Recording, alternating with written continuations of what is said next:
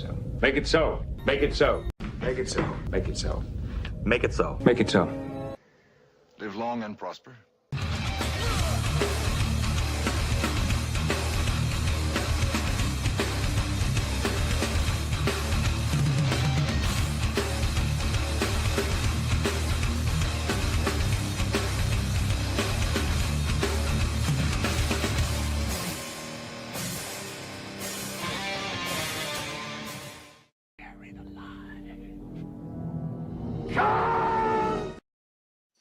Welcome back to Red Shirts, and I'm Brucifer, Kingdom of Nerds, and hold up, to the beam up. Nice. I'm joined by Nerdy Awesome. Geek and Brian, Master of None, Yo. and we are back here to talk Trek for everyone. What's going on? What's up, Bruce? Not much. It's been a long week. I didn't think we were going to do this week, but here we are. We'll be back next week, either Monday or Tuesday. We have to figure it out. Or we could just start at 10 o'clock on a Thursday and watch the episode 9. How's that? How does that sound, guys?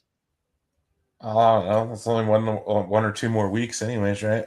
Yeah, we're gonna get 2 more weeks of it. Well, actually, 1 more week. One more week, today. Yeah, today's episode 9. And then after we finish up on Strange New Worlds, we're gonna go back and forth between the different shows, picking our best favorite episodes Yesterday's Enterprise. from See, there you go. from OG to Next Generation to Deep Space Nine, the Voyager to That's right. Enterprise. Enterprise. to Gotta get to the Zindi arc in there. Discovery. Let's go. The Trouble we with may- Tribbles. That's right. We might even do some lower decks. Definitely doing maybe season 1, season 2 with Strange New Worlds. Yep. Yeah, and we're gonna finish. We're gonna next week we're gonna do the Voyage Home. Some people's least favorite movie. But we'll save that for next week. Yes, these people are called Bruce. I Yeah. don't know what you're talking about. So we got Ed LeBeau, just finished episode 9, loved it. Oh. Football is on. Quentin, hey Quentin.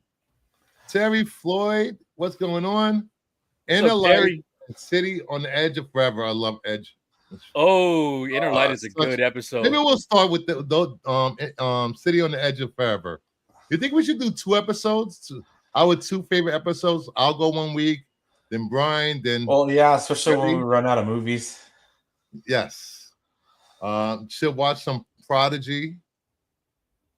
I haven't watched any Prodigy.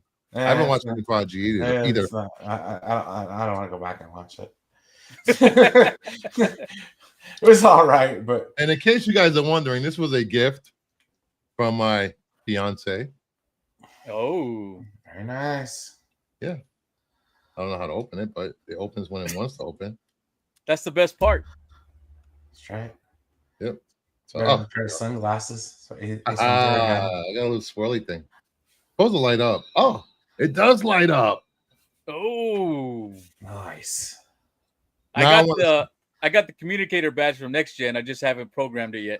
Nice. I want to get a tricorder Yes. and an old school phaser. I used to have one, but someone stole it from my house on a hookup.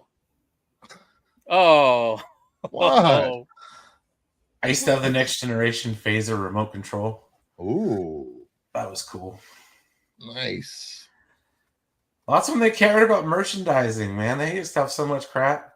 There used to be so much Star Trek stuff. What There was is just this? too much to have. What is this, Terry? No, it's not a direct line. It's Mark Spears. I did not bring up Mark Spears' name once today. He was on just like a few minutes ago. On where? His Discord, Oh, doing what? talking about the blind bags, doing Q&As. Oh, okay. That's nice. I hardly go on the Discord anymore. So many people. I didn't see you in there. I know. There's too many people. But let's get what we let's do what we came to do, and let's talk about episodes 7 and 8 of Red Shirt. I mean of Strange New Worlds. I am discombobulated this week. I am. So here we go. So first we're gonna talk about what is Star Trek. Before we actually start, did either of you ever watch the YouTube series The Red Shirt Diaries? No. Oh my gosh, that was so good. I loved it. Really? Yes. It was like maybe 1 to 4 minute little vignettes of the life of a red shirt. And this is like 10, 15 years ago before any of that started. It was so good. Nice. It's only 350,000 blind bags. I got 211. Jeez. You got more than me. Way more than me. I'm a bigger Mark Spears fan. I just don't have as much money. That's nice. Good for you. You see that wall back there? Yes. Okay. But like I said, I don't have as much money. I don't have money. I just have good friends. Oh, I don't have any friends. No. Well, we could change that. All right. What is Trek? So we got Trek. Strange New Worlds got turned into a docu-series in episode 7 by what's her name, brother? Ortega's brother. Ortega's brother. Which he was I thought he was trying to expose Starfleet for everything bad that they do. It was a hit piece on Starfleet. Definitely a hit piece on Starfleet. And we got a lot of personal interviews. There was some mistakes made by the crew, some mistakes made by Starfleet. So what did you guys think of this episode? There used to be this skit in Living Color. It was called Men on Film. And they would give it 2 snaps in a circle. Or hated it. Okay, I'm not gonna say I hated it because it's a really strong word, but Bruce can attest. I complained the entire time while I was watching this episode. He did. I'm starting to think that Strange New Worlds is a parody of Star Trek at this point. Parody. Okay. I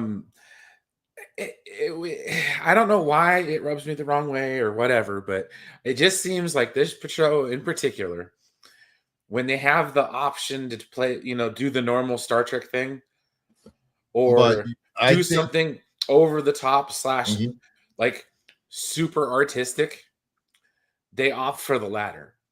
And what I mean by that was this entire episode was shot by like somebody who just graduated film school and wanted to put as many like weird, awkward camera angles as they possibly could. All right, let's put a fern in front of the camera so it could look like we're spying on people listening to what they're saying. And it was just like I could never like picture that happening on a normal episode of Star Trek. So that's why like it kind of rubbed me the wrong way a little bit.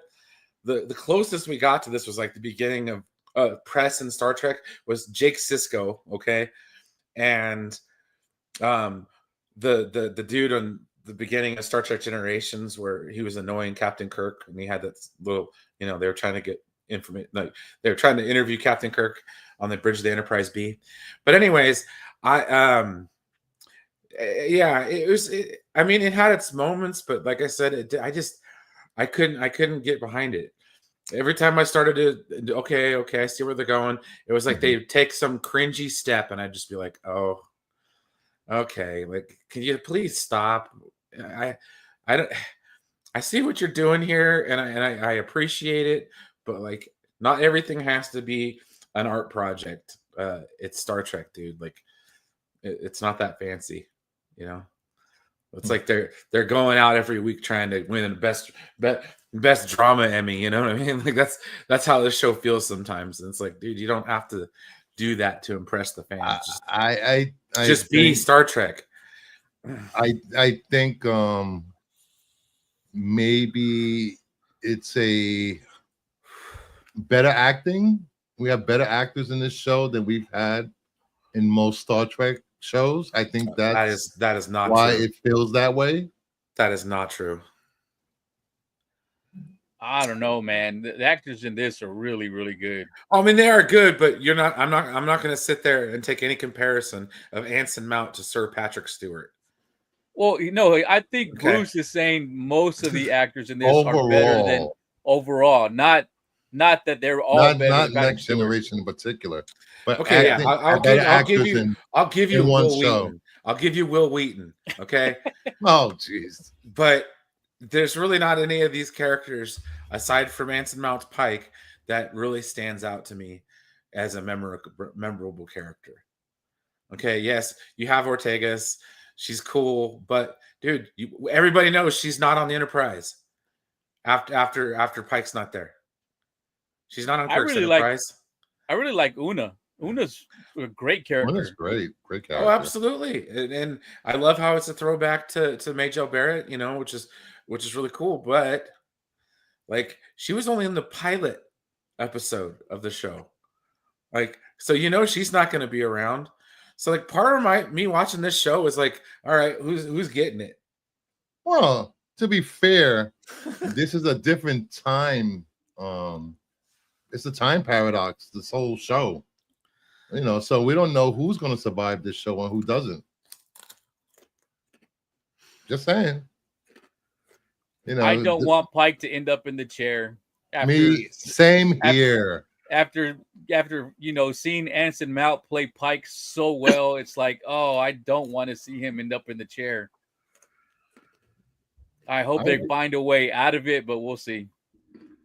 Well, it doesn't happen till later on after he's no longer in charge of the Enterprise anymore. Yeah, he's a Commodore at that point, right? Yeah, when it happens to him. Yeah, Kirk is already captain when it happens. So he's a character that survives somewhat. If you call that surviving. Well, you're a prisoner in your own body, and I guess you talk through three lights. Mm-hmm. Mm-hmm. But getting back to this episode,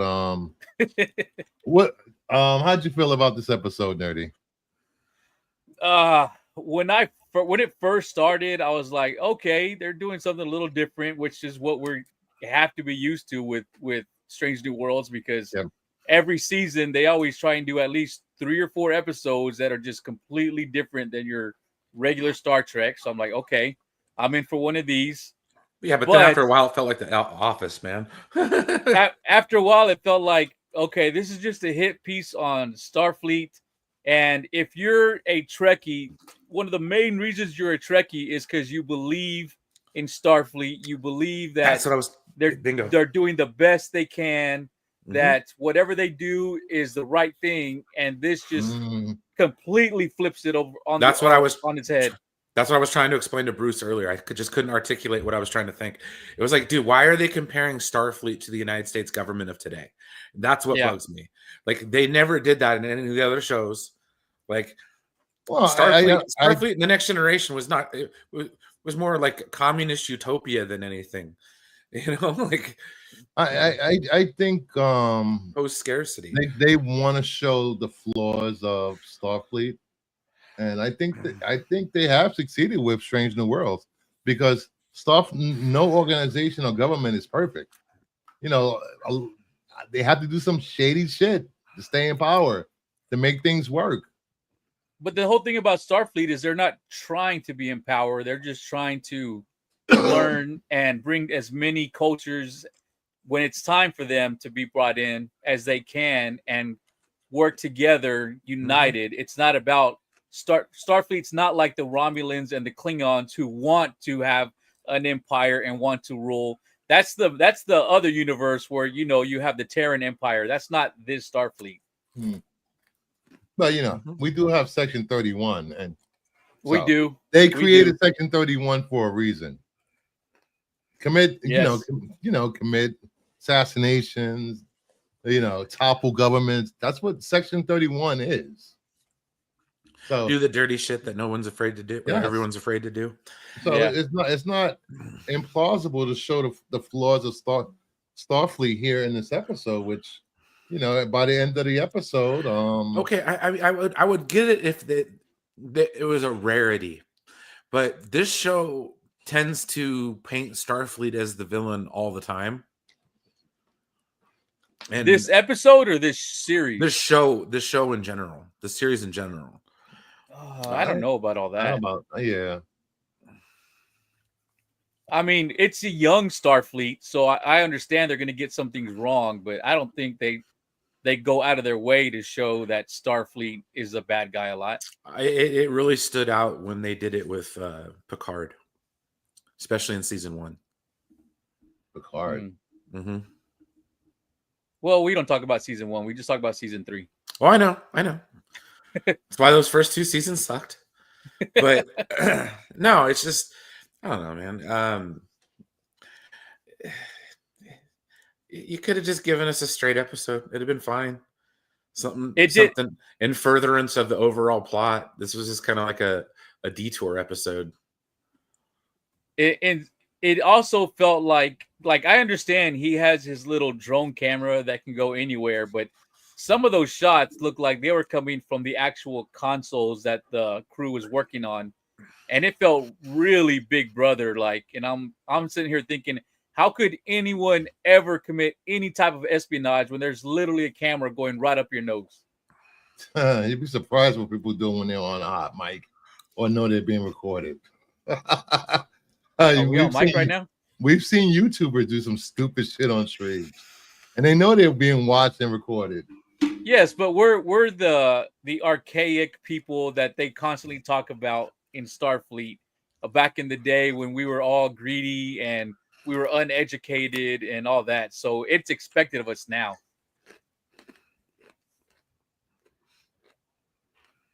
Yeah. I was okay with this episode. There was no part 2 of it, so I really can't take Ortega's brother anyway. I don't like him. Me neither. He's not an interesting character. I don't like the actor that plays him. He's worse than the next episode. And he's just, oh God. He looks like a hippie. He needs to cut his hair. Hey, leave him alone. No regulations. He's not Starfleet. He's a civilian. Mm-mm.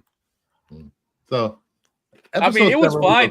Okay. The way they ended it made me feel okay with what they were doing, but this is not an episode I'm going to revisit probably ever. It's like I saw it once. Okay, it's in the bank. I saw it, but that's it. I'm not going to go back and rewatch this one. Yeah, he'll be spanking to it later. It's in the no, that's how it is with a lot of these episodes. It's just like, okay, I watched it. What's next? Like, you could ask me about what happened last season. I could hardly tell you. Those old sciences happened. Oh, that was a good one. K-pop Klingons happened. Hey, K-pop Demon Hunters, watch it. I'm just saying what happened. I know. All right. Moving on to episode 8, 4.5 Vulcans. I love this episode. I thought it was funny. The running joke of Spock is just half Vulcan. It just and Luana was just like insane out of her mind. I thought she was just gonna kill people. Start killing people, take over the ship. Well, she was a Romulan. Yeah, she understood. Yeah. She understood what she was. Yep. I love this episode. It was a fun episode to me. They did make the Vulcans seem more Vulcan than I've ever seen them, but then they also do explain how they never learned, how to grow up with logic. So it's not quite the same because these Vulcans were jerks. Like all of them were. Yeah, and they didn't have the training that Spock had growing up, like you said. So they didn't know how to handle being pure logic and trying to stifle their emotions and just be pure logic. And I thought it was a fun episode. Them being Vulcans, his hair every time he was on camera, his goddamn hair was hilarious. Yes. Okay. Uh-oh. I could not stand this episode. It was awful. I don't know. I'm turning into the stodgy old cynic man that can't take jokes anymore, I guess. But aren't you the youngest one on the panel? I know. I wanted to throat punch Christopher Pike. Everybody on this episode was just goddamn annoying, especially when they became Vulcans. And then I'm like, okay, we've had surgically altered people episodes forever in Star Trek. Not once have they ever surgically altered them to the point where they actually turned into the other person. Okay? It's usually just prosthetics. Well, they talked about how the people on that planet could scan them, so even if they did just prosthetics, it wouldn't work. Yeah, they had to be completely Vulcan. Every once in a while you can take a hit off the scientific crack pipe or the sci-fi crack pipe, but if you hit it more than once in a season, like this show just does on repeat, like too much science and sci-fi. Well, no, they're trying to get too sci-fi with it, bro. Like, I'm sorry, man. They were all annoying. It was just like an excuse for them to be a different character, and it's like the show just is like slaps of theater kids and theater kids. Like, I get it. That they're actors and actresses, but it's like this show, the writers, everything. It's like, what fun can we do this week, guys? It's like, dude, this isn't an improv show. It's fucking Star Trek. Like, you got to have some gravitas to it. Like, there's got to be some weight behind it, or it loses its meaning in the translation. Dude, Patton Oswalt was probably the highlight of the whole damn episode. And I hate Patton Oswalt. Why do you hate Patton Oswalt? He's amazing. Because his stand-up sucks, and it hasn't been funny since the mid-2000s. I've never watched his stand-up. That's neither here nor well. Here's your stereotypical nerd comic.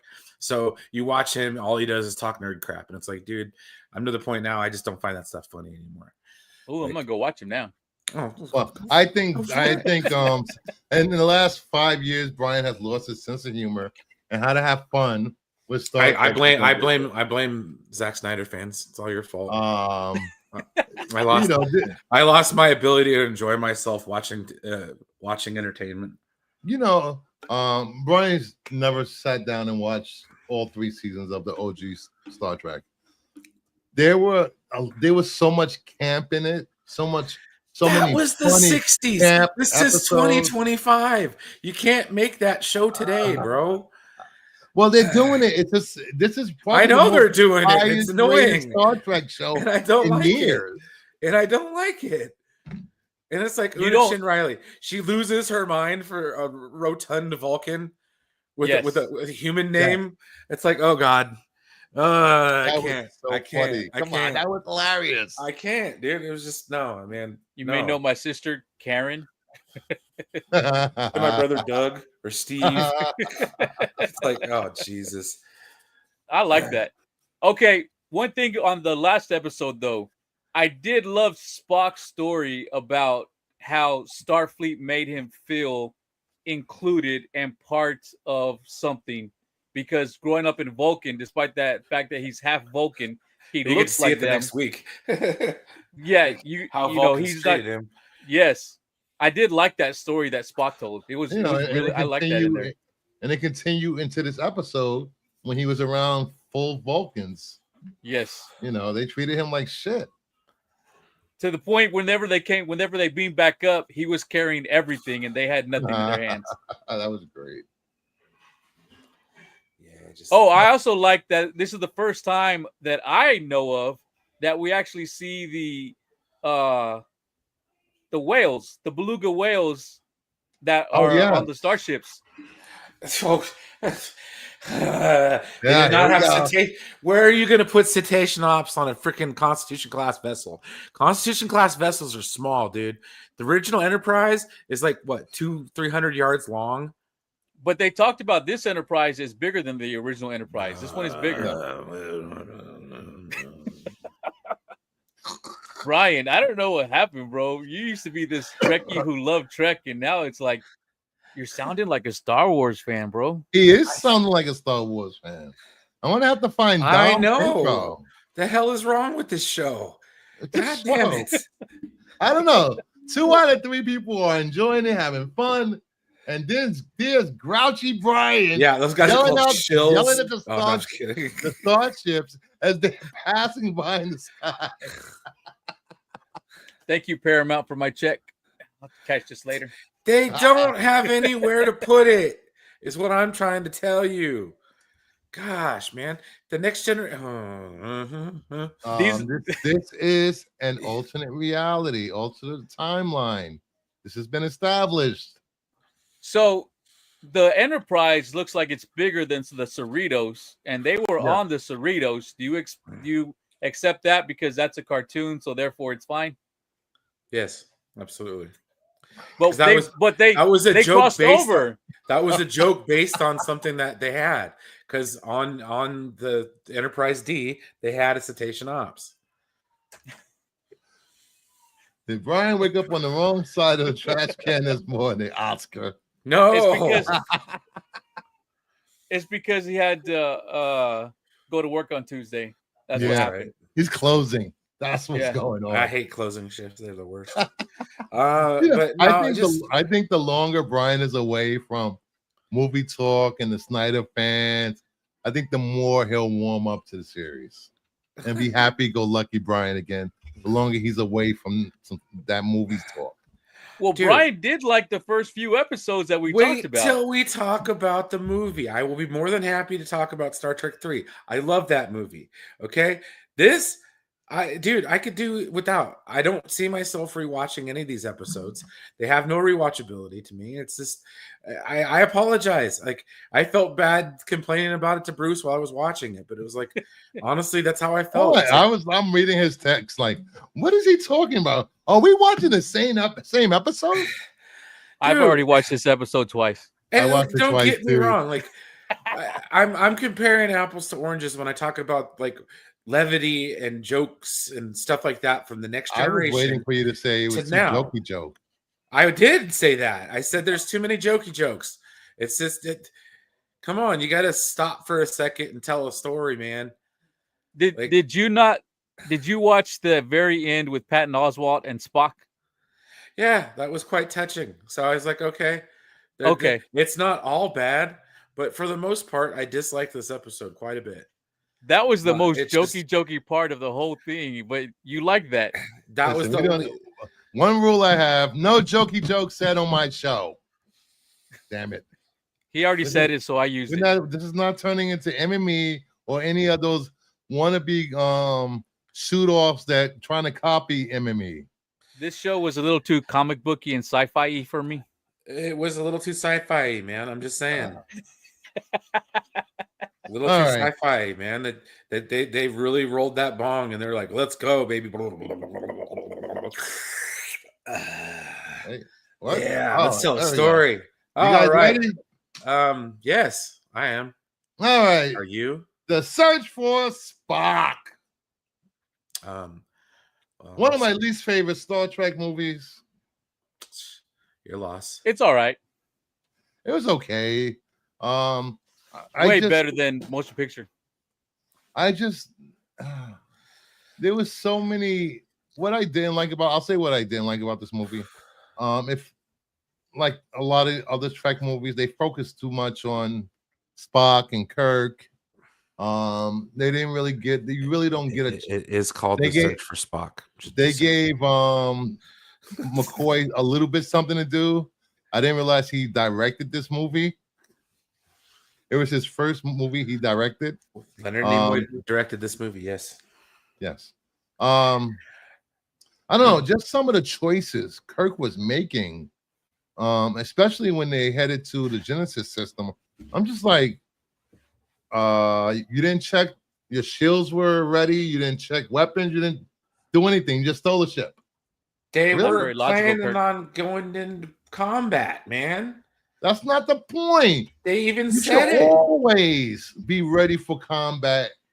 With what? Espe- Five you crew should members always- on a- You should always be ready for combat if you're somebody who does not believe in no-win situations. Yes. Okay, well, be that as it may. And we know there was hostile talk around Genesis could be used as a weapon. What So happened everyone knew about Genesis. What So happened you in the should have last been movie? guns blazing, What happened in the last force movie? fields ready. They killed what- Khan. What happened? Actually, Okay, what Khan happened? unalived himself. Okay, what happened to the Enterprise at the end of Wrath of Khan? It got It was beat the damaged. hell up. It was damaged Yeah. beyond all repair. They went back to Starbase, and what happened? They got off the ship, said, "Yeah, we're decommissioning it, bro." They didn't take it in to get it fixed. They didn't do anything to it. So when Scotty, clandestinely went in there and rigged everything up for the automation to where they can, to where Kirk could steal it, because that's the original plan was, because he was going to go by himself with, McCoy. I agree, Terry. Kirk's record for being ready for combat isn't that great. He got caught with his pants down in episode 2. Shields up, Captain. Should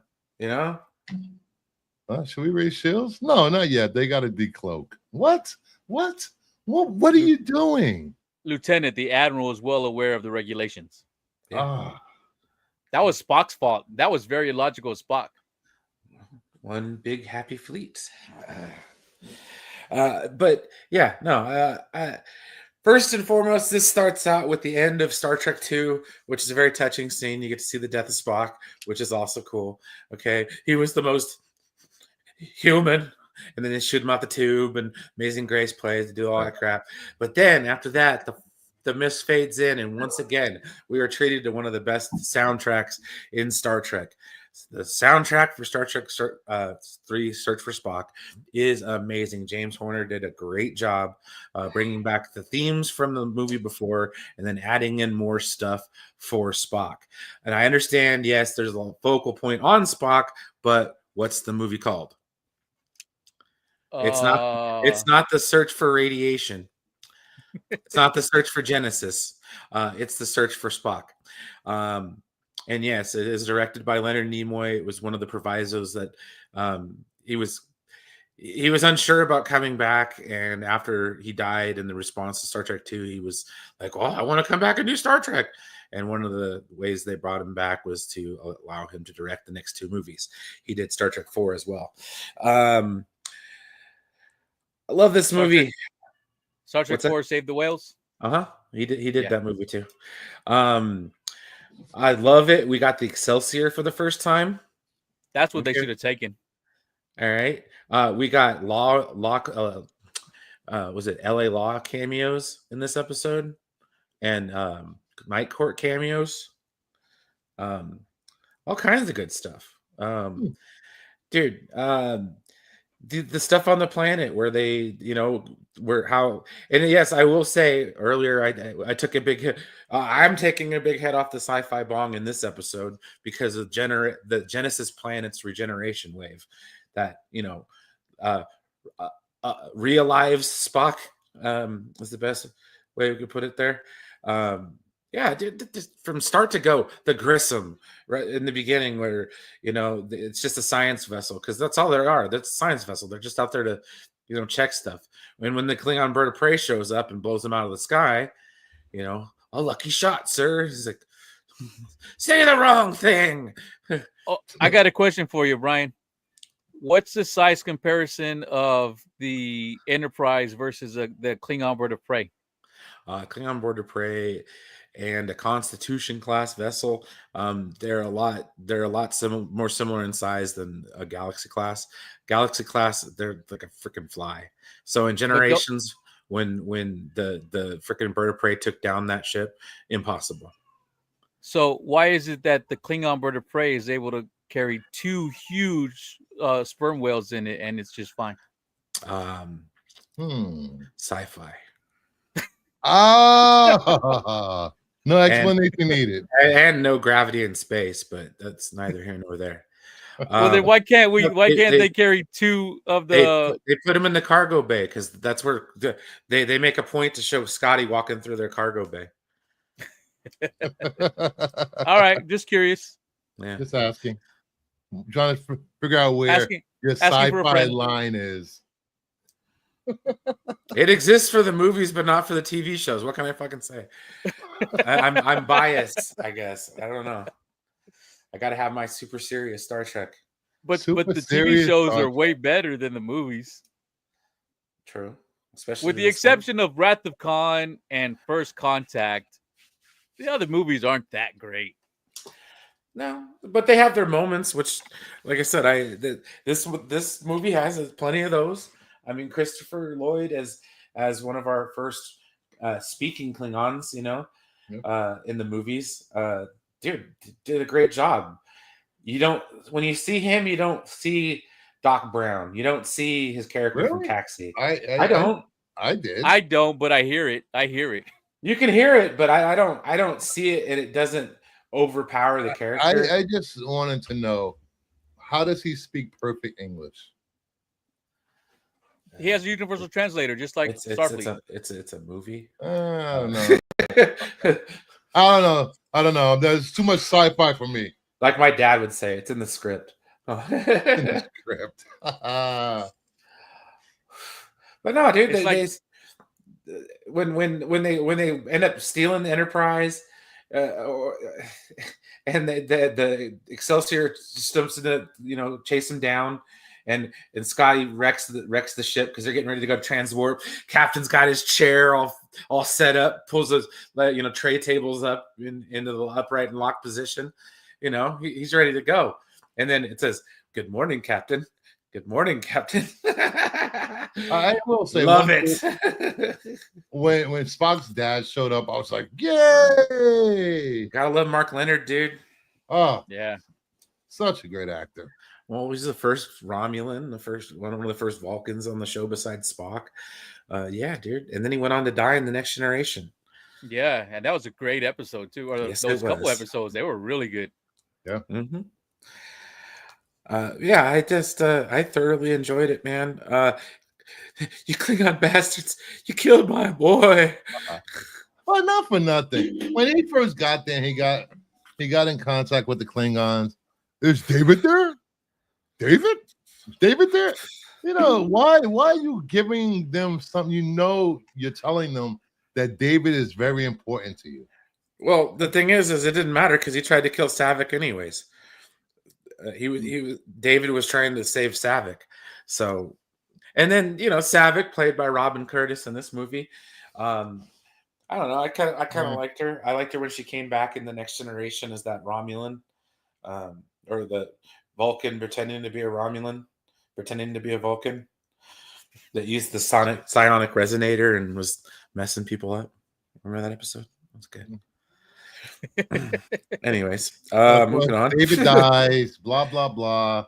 Yeah, blow up the Enterprise. Like, what are you doing, blowing? Dude, I love it. I love it. Oh. It's the big switcheroo, bro. They're like, yeah, we're gonna beam the dudes down to the planet, and then they're gonna beam over to my ship. But guess what, bro? Self-destruct. What happened? What happened to you enter a system and you scan for life on the planet, or you scan for other ships? If they would have did that when they got to the system, they would have saw the bird of prey. No, they would have detected. It was cloaked. It was cloaked. Not in the beginning. No, it was cloaked. Not in the beginning. It wasn't. It was. Yeah, I think you're right. Because if the Klingons could detect the Enterprise coming, then the Enterprise should have been able to detect the Klingons. And they didn't detect the crew beaming down to the planet. Like, come on, really? Come on. No.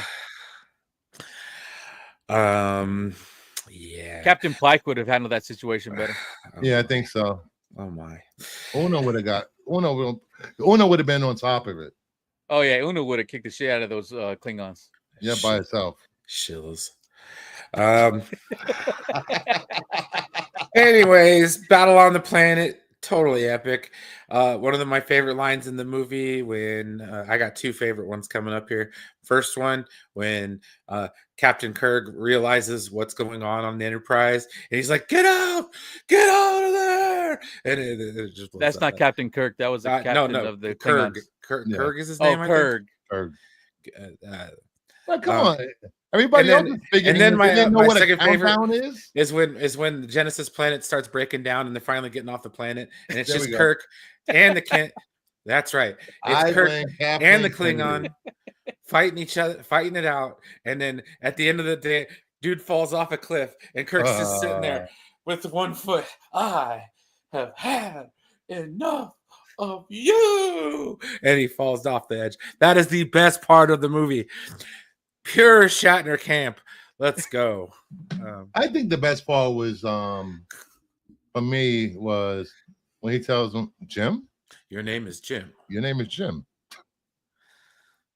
That was my favorite part, and the end credits, because I couldn't wait for this movie to end. Oh Jesus! Hey, at least nobody fell asleep in this one. Yeah, true. You know, if Kathleen Kennedy would have just listened to the fans, this would have been so much better. She had nothing to do with this movie. So this was the first time my wife ever watched this one, because I had her watch Wrath of Khan way back in the day. I don't think I ever showed her any of the other original movies, and then I showed her the next gen movies. But she actually enjoyed this one. She got into it and was watching. Really? Yeah, she was sitting there like, "What? How is he back to life? What happened? What was it?" So that's because the Genesis, like, she was all asking questions and got into it. It was a Genesis way. I'm not saying she loved it, but she got into it, and she sat there the whole movie and watched it. Yeah, it's because David cut corners and used unstable proto matter when they were constructing the Genesis device, so that's why it fell apart. Dude, I love this movie. I love it. He cheats just like his daddy does. So he doesn't believe in a no-win scenario. So this movie was all about science. Shut up.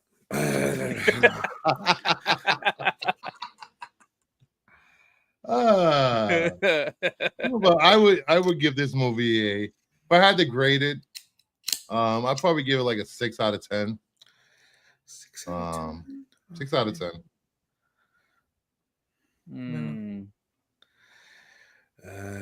6.18. 6.18. You got them fucking decimals. I grew up a gamer, man. That's how they would rate the games. What magazine were you reading? Good old IGN game ratings. Mm-hmm. Oh, God. Yeah, I don't know, man. 7.5. Speaking of which, it sounded like I just heard an Xbox turn on. It's telling me it's gonna shut off in 5 minutes if I don't hit a button. See, I told you I was a gamer. I heard that. Well, I thought it was just a ring of death. That was on the 360. That was my original 360. I pulled it out of the box, plugged it in, and it's like error 67. I'm like, what the fuck? Yeah, I had it happen 3 times. I lived it. 3 DCs and 2 Mark Spears. That's not a rating system. I went through three separate 360s. So yeah, love that system. I went to 360s. So, guys, we're gonna watch The Voyage Home next week. So, if you guys want to watch The Voyage Home, I know a lot of people haven't watched it in years. We will be talking about it next week, and we will try and go live next Thursday at 10 p.m. so we can cover this week's episode and next week's episode all in one shot. This way we can get into some classic Star Trek the following week. So that should be fun. By the way, The Voyage Home, there is a great homage cover to cover B of the next issue of Star Trek Lower Decks. So read a comic book, guys. Read a comic book. And Lower Decks is a very fun comic. Well, every season they've done, the cover art for that has matched the movie. So season 3 was like in the art style of the Search for Spock poster. So I like that. Nice. So So tomorrow is Off the Shelf, with Big Jeff returning as champion. See if we can get 2 more contestants to take on Jeff. Nerdy, when's the last time you've been a contestant? Since the first episode. Do you want to be a contestant tomorrow? I could, but I noticed that the people who are really good at the Jeopardy are the ones who can just speed read faster than you say it. Yes. And me being dyslexic, that does not work for me. Okay. Brian, will you like to come back for Jeopardy tomorrow? We'll see. I don't know what I'm doing tomorrow, so we'll figure it out. We'll figure it out. We'll have some people show up. And then Sunday is the other comic show, where we talk comics and we make fun of everybody on the panel. Yes. Pretty much. And I get kicked off the show. Yes, you only got kicked out once this week. Last week. Once last week. So usually it's twice in 1 week, but it's down to 1. By the way, I saw what happened. I went back and watched. The episode really dropped when y'all were all worried. I'm sorry about that. I did go get some food and was just sitting there eating. Yeah, it was just like, what's going on? Yeah. Your camera went off. It said, have panelists or whatever guests reconnect their camera and mic. I was like, what the hell? Yeah. So I'm sorry about that. I was just playing, trolling y'all. People left the show. They thought I was being mean to Nerdy. Nobody left the show. Nobody cared. It dropped down to 0 viewers. No, whatever. Oh, okay.